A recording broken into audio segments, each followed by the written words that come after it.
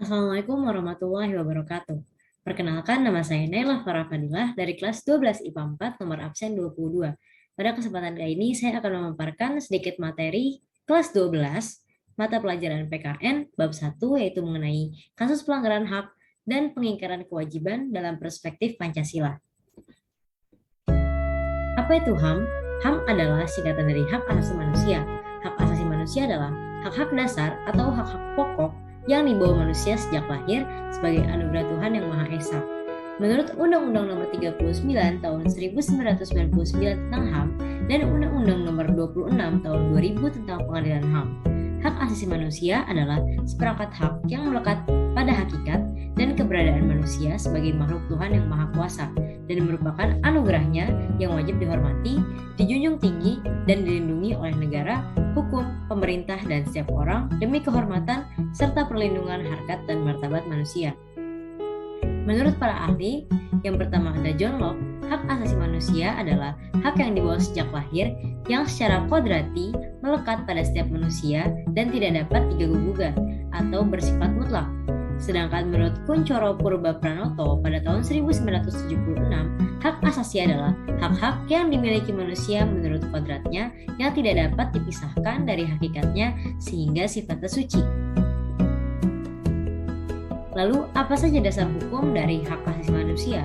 Yang pertama ada Pancasila, yang kedua ada Undang-Undang Dasar 1945, yang ketiga ada TAP MPR nomor 17 tahun 1998, yang keempat ada Undang-Undang nomor 39 tahun 1999, yang terakhir ada Undang-Undang nomor 26 tahun 2000 tentang Pengadilan HAM. Kasus pelanggaran HAM terbagi menjadi dua, yang bersifat berat dan bersifat ringan. Contoh kasus pelanggaran HAM yang bersifat berat. Yang pertama ada pembunuhan massal atau genosida, pembunuhan sewenang-wenang, penyiksaan, penghilangan orang secara paksa, perbudakan, atau diskriminasi yang dilakukan secara sistematis. Yang kedua, yang bersifat ringan, seperti pemukulan, penganiayaan, pencemaran nama baik, menghalangi orang untuk mengekspresikan pendapatnya, dan menghilangkan nyawa orang lain. Beberapa contoh kasus pelanggaran HAM yang pernah terjadi di Indonesia. Yang pertama ada kerusuhan Tanjung Priok pada tahun 1944, peristiwa Aceh pada tahun 1990, kasus terbunuhnya Marsina pada tahun 1994, penculikan aktivis politik pada tahun 1998, peristiwa Trisakti dan Semanggi pada tahun 1998 dan 1999, kasus Ambon yang terjadi pada tahun 1999, kasus Poso pada tahun 1998 sampai tahun 2000, kasus Dayak dan Madura pada tahun 2000, kasus Bom Bali pada tahun 2002, dan kasus Munir pada tahun 2004. Faktor apa saja yang menyebabkan terjadinya pelanggaran HAM? Terdapat dua faktor, yaitu faktor eksternal dan faktor internal. Contoh faktor eksternal adalah penyalahgunaan kekuasaan, lemahnya sistem hukum, kesenjangan ekonomi dan sosial, tidak adanya sosialisasi tentang HAM kepada masyarakat, dan penyalahgunaan teknologi. Sedangkan contoh faktor internal, sikap egois dan mementingkan diri sendiri, memiliki kesadaran yang rendah terhadap HAM, dan tidak memiliki sikap toleransi terhadap orang lain. Lalu upaya apa yang sudah dilakukan oleh pemerintah Indonesia untuk menegakkan HAM di Indonesia?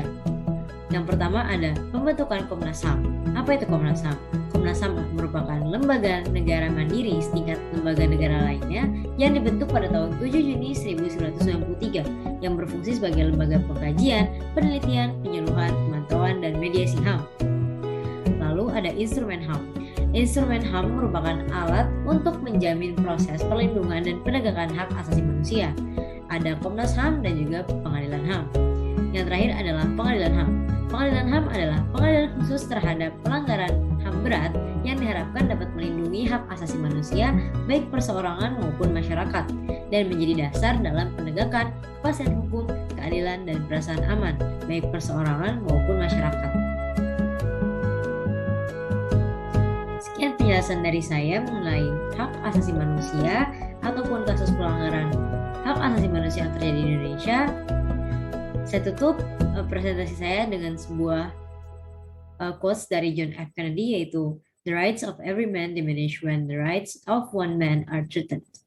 Sekian dari saya, kurang lebih mohon maaf. Wassalamualaikum warahmatullahi wabarakatuh.